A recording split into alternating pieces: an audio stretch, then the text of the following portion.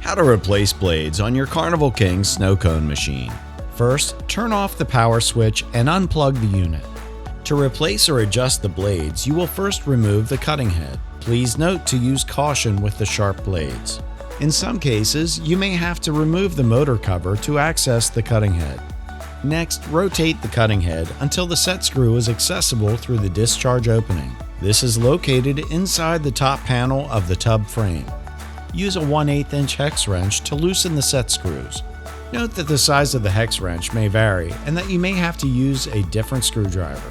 Carefully slide the cutting head off the motor shaft. Finally, remove the cutting head by reaching into the horn and carefully sliding it out of the horn.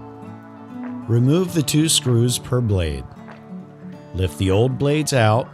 Position the new blades on the head with the cutting edge extending between 1/32 of an inch and 1/16 of an inch out from the cutting head surface. This setting will determine the size of the ice.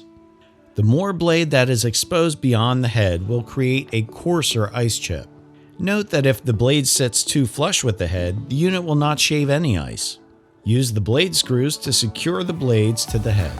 Next, slide the cutting head down into the ice horn with the coupler end.